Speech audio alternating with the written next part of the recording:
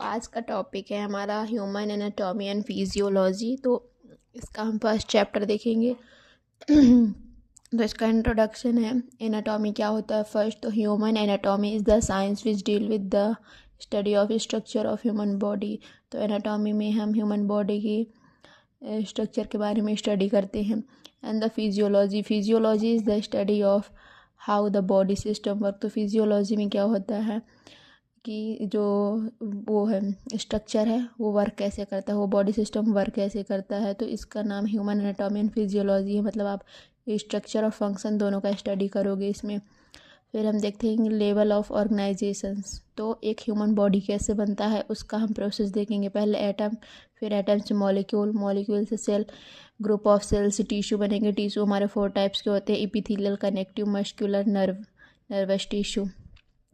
Tissue से हमारा organ बनेगा, जैसे पैंक्रियाज, स्टोमक, ये सब।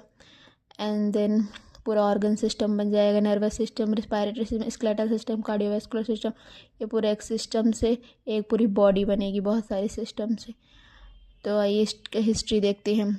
हिस्ट्री में 4 साइंटिस्ट हैं: Hippocrates, हर्फिलस, एंडरवेसिलस and Aristotle.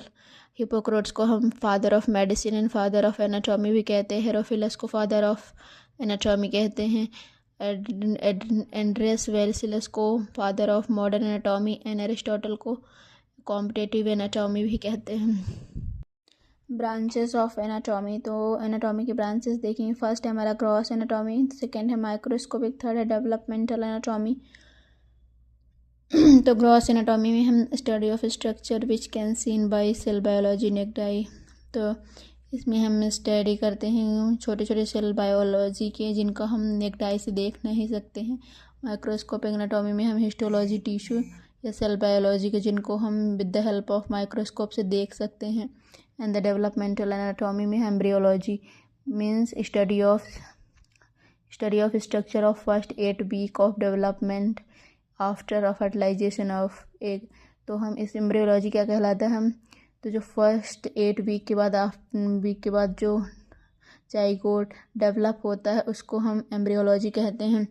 And then हमारा ब्रांचेस ऑफ एनाटॉमी में सेकंड है surface anatomy, regional anatomy and systemic anatomy. Surface anatomy में हम देखेंगे स्ट्रक्चर ऑफ इंटरनल स्किन। तो इसमें हम इंटरनल स्किन का स्टडी करते हैं। रीजनल एनाटॉमी में हम ऑर्गन ऑफ स्पेसिफिक रीजन, तो उसका ऑर्गन कहाँ किस लोकेशन में, हम ये स्टडी करते हैं। एंड देन सिस्टेमिक एनाटॉमी में हम स्ट्रक्चर ऑफ लीवर, किडनी, तो उसका स्ट्रक्चर कैसा है, फेरिंग्स, लीवर, अंदर के जो ऑर्गन्स हैं उसका स्टडी करते हैं। नेक्स्ट है ब्रांचेस ऑफ एनाटॉमी में हमारा cadaveric anatomy, study of dead of preserve body. तो हम इसमें मरी हुई बॉडी का स्टडी करते हैं। लिविंग एनाटॉमी, तो इसमें हम लिविंग एनाटॉमी मतलब जैसे कि एक लिविंग पर्सन है उसका स्टडी करते हैं, पल्स चेक करके, स्टेथोस्कोप, हार्ट बीट चेक करके।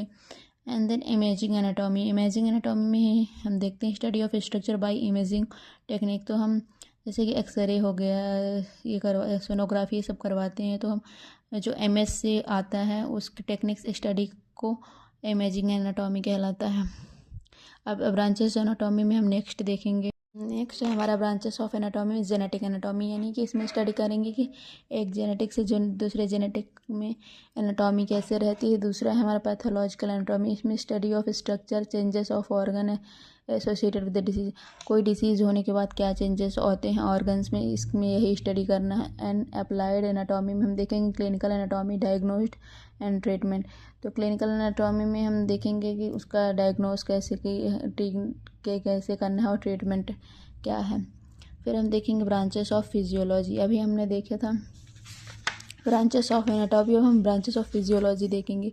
तो हमारा इसमें endocrine, study of endocrine system, इसमें हार्मोन्स वगैरह का स्टडी करेंगे। कार्डियोवैस्कुलर फिजियोलॉजी, हार्ट, ब्रेसल्स, इनके बारे में स्टडी करेंगे। इम्यूनोलॉजी में एंटीबॉडी, एंटीजन, एंटीसेरा, ये सब स्टडी करेंगे। रेस्पायरेटरी फिजियोलॉजी में रेस्पायरेटरी सिस्टम का पूरा स्टडी करेंगे। रेनल फिजियोलॉजी में किडनी की। तो ऐसे ही अब आगे देखेंगे हमारा एनाटॉमी सिस्टम।